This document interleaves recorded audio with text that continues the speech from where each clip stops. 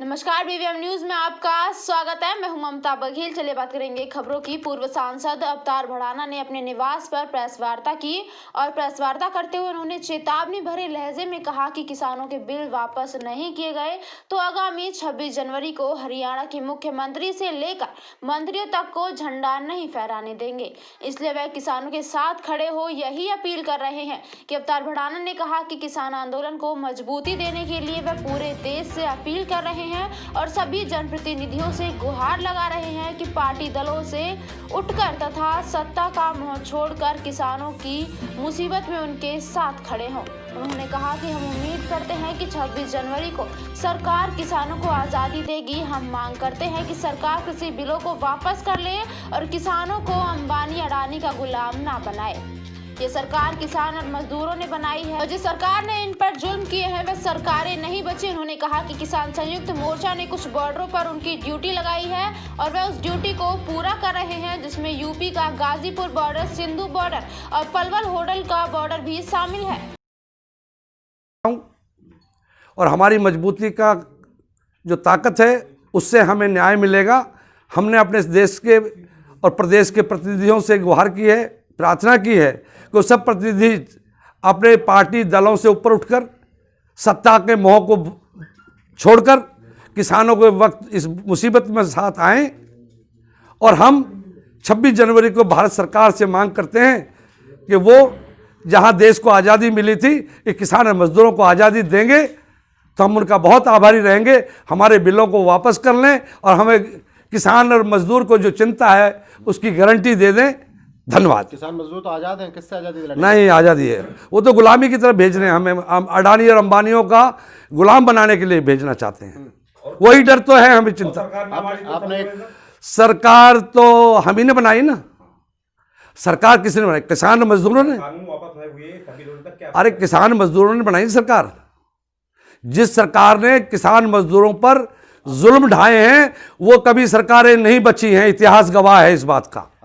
आपने बड़ा ऐलान किया, झंडा नहीं फहराने देंगे। हरियाणा में मुख्यमंत्री से लेके मंत्रियों को झंडा नहीं फहराने देंगे। या तो वो हमारे किसान की मुसीबत के वक्त हमारे साथ खड़े हों और यही हम अपील कर रहे हैं। चलिए रुक करेंगे अगली खबर की। बल्लभगढ़ के 100 फुट रोड स्थित डोमिनिज पिज्जा हट के पास एक दुकान मालिक पर अज्ञात हमलावरों ने चाकू से हमला कर दिया।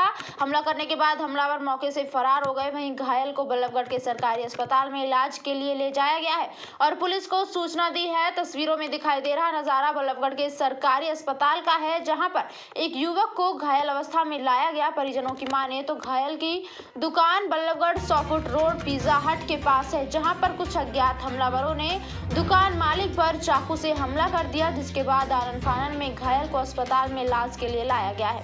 हालांकि परिजनों का कहना है कि अस्पताल में इलाज चल रहा है और पुलिस को सूचना भी दे दी गई है। वहीं अस्पताल के डॉक्टर के माने तो एक युवक उनके पास घायल अवस्था में पहुंचा है, जिस पर लगभग चाकू से 2 बार उसके पैर पर वार किए गए हैं और घायल का इलाज कर दिया गया है और पुलिस को भी सूचना दे दी गई है। पुलिस मौके पर पहुंच गई है और पुलिस की तरफ से भी कार्यवाही शुरू की गई है। आप कुलदीप के क्या लगता है जिसके चाकू लगे? वो मैं उसका भतीजा हूँ। भतीजे हो? हाँ जी। किस बात को लेकर झगड़ा हुआ था? ये हमारे चाचा लगते हैं, वो अपने शॉप पे काम कर रहे थे और कुछ लड़के आए। कहाँ है शॉप उनकी? उनकी 100 फुट रोड के कोने पे। जी। हाँ जी। 2-3 लड़के आए और उनके पैर में चाकू वगैरह मार के और वहाँ से फरार हो गए। किस लिए मारे थे चाकू? ये अज्ञात बंदे थे, हमें नहीं पता, जानकारी नहीं मिली। जानकारी नहीं है। वो डोमिनोज के पीछे रहता है, जिसका नाम लखन बताया गया है। वो उसने जिसने चाकू मारा है? हाँ जी। पुलिस को सूचना दे दी? हाँ जी। चाकूबाजी की घटना सामने आई है, क्या कुछ जानकारी मिल पाई है? ये कोई कुलदीप है, सन ऑफ मोतीलाल, आजाद नगर। तो इसका डोमिनोज के आसपास इसकी दुकान है। दुकान पे आके कोई दादा हथियार से शायद इसको कुछ चोटें लगी हैं, जिसका मेडिकल हमारे पहले वाले जो डॉक्टर साहब हैं उन्होंने काट दिया है और बाकी सूचना पुलिस को भी दे दी गई है। पुलिस ने आके बयान भी ले लिया है। चाकू के कितने वार किए गए हैं? जहाँ तक मुझे लगता है 2 वार गए।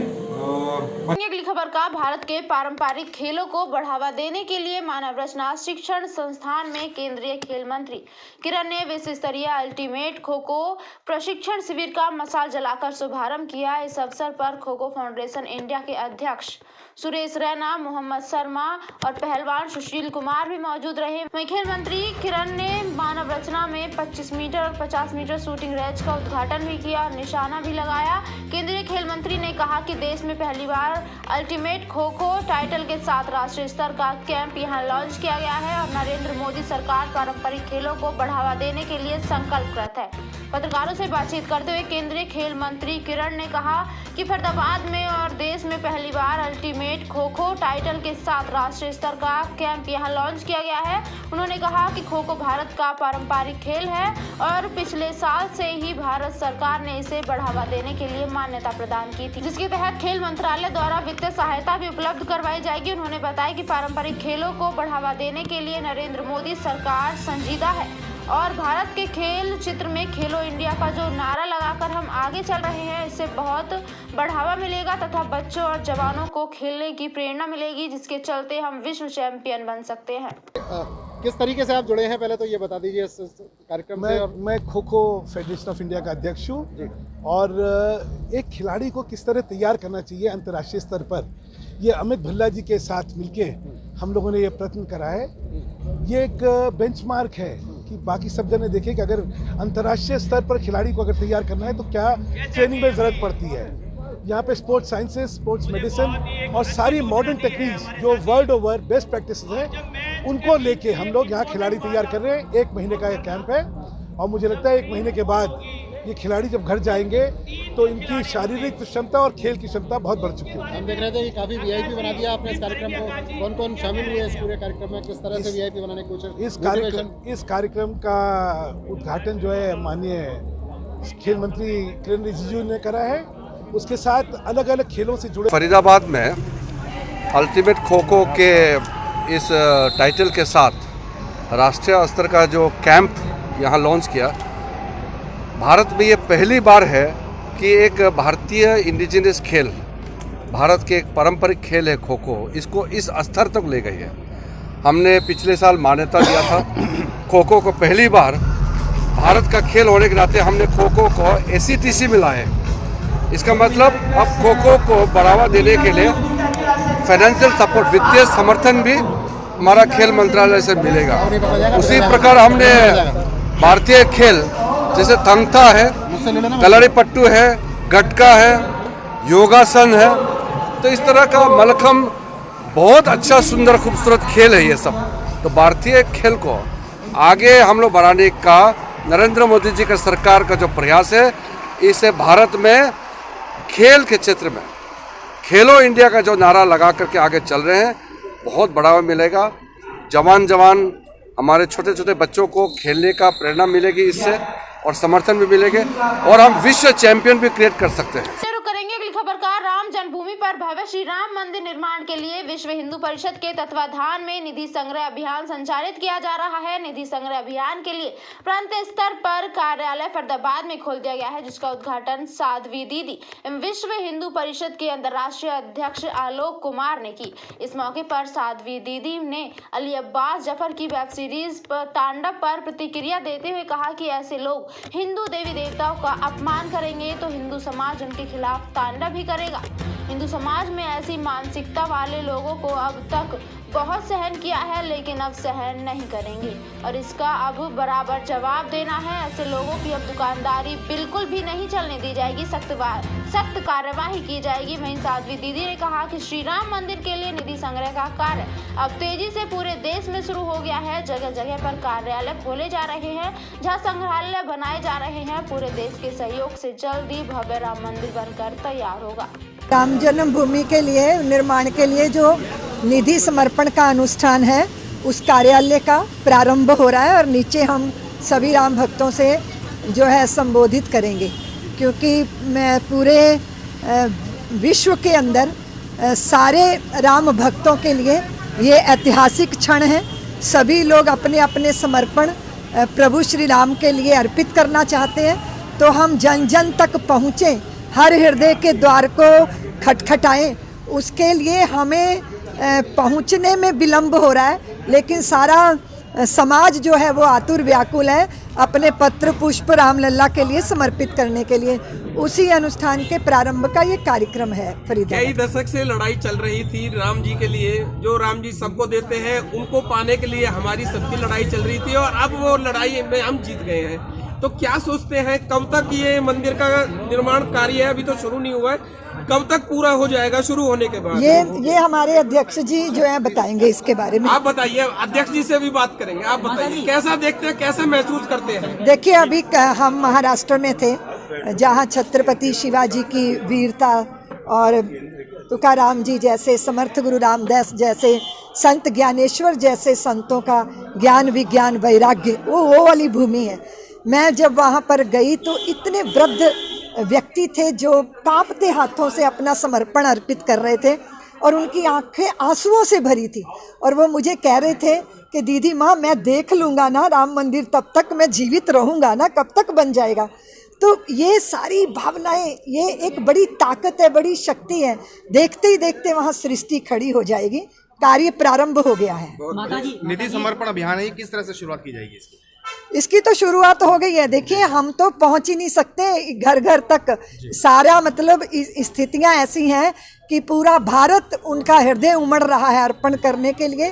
कोई जो है वो ऑनलाइन से करेगा, कहीं कहीं हमारे कार्यकर्ता, मैं समझ रही। चलिए रुक करेंगे अगली खबर का। बल्लभगढ़ की राजीव कॉलोनी में एक हृदय विदारक मामला सामने आया है, जिसमें एक ही परिवार के 2 साल के बच्चे सहित 3 लोगों की दर्दनाक मौत हो गई है। अंगीठी का धुआं इनकी मौत का कारण बताया जा रहा है। पुलिस मामले की कार्यवाही में जुटी हुई थी। दिखाई दे रही ये लोगों की भीड़ उस मकान के सामने खड़ी है जहां पर रात में एक ही परिवार के 3 लोगों की जान चली गई है। लोगों की माने तो अमन नाम का व्यक्ति अपनी पत्नी के साथ 2 साल के बच्चे के साथ यहाँ पर रह रहा था। सर्दी के सितम के कारण देर रात उन्होंने अंगीठी जलाकर अपने कमरे में रख ली थी और सो गए, जिसके बाद कमरे में धुआं बढ़ गया और उसी के चलते तीनों लोग मौत के आगोश में चले गए। वहीं थाना sector 58 police SHO Anil Kumar ने बताया कि उन्हें सूचना प्राप्त हुई, जिसके बाद वे मौके पर पहुंचे और वहां पर तीनों लोगों के शवों को कब्जे में लेकर कार्यवाही शुरू कर दी है और परिजनों को भी सूचना दे दी गई है। प्रारंभिक जांच में लग रहा है कि धुएं से ही दम घुटने के कारण इन लोगों की मौत हुई है। सुकेश जी, ये मकान आपका है, क्या घटना घटी है? घटना घटी है जी, ये आग जला के अंदर सो रहे थे, मतलब इनका दम घुट गया, दरवाज़ा चारों तरफ से बंद कर लिया इन्होंने। कौन लोग हैं, कहाँ के रहने वाले? हमारे किराएदार बिहार के रहने वाले हैं, हमारे मकान में रहते थे। क्या नाम है उनके? अमन कुमार। वो कितनी उम्र है उनकी? होंगी वही 22-23 साल की। उनकी मिसेज का? प्रिया कुमारी। उनका और उनके बच्चे का? एक लड़का है उनका, मानव। कितनी उम्र है उनकी? 4-5 साल की उम्र है। तो किस तरीके से आप लोगों को पता लगा, किस तरीके से? सुबह जब रूटीन में हम जैसे आते हैं, पड़ोसियों ने कही जी गेट नहीं खोल रहे हैं, कि हम छत से गए, आवाज़ दिए, इन्होंने खोला नहीं, फिर हमने गेट तोड़ा जब, तो सारी हादसा के बारे में पता चला। अंदर जब गेट तोड़ा तो क्या अंदर पाया आपने, किस तरह पाया हमने? राजीव कॉलोनी में कुछ लोगों की मौत का मामला सामने आया, क्या कुछ जानकारी मिल पाई है? एक परिवार है, किराए पे रहता था, जिसमें परिवार में मियाँ बीवी और उनके बच्चे थे।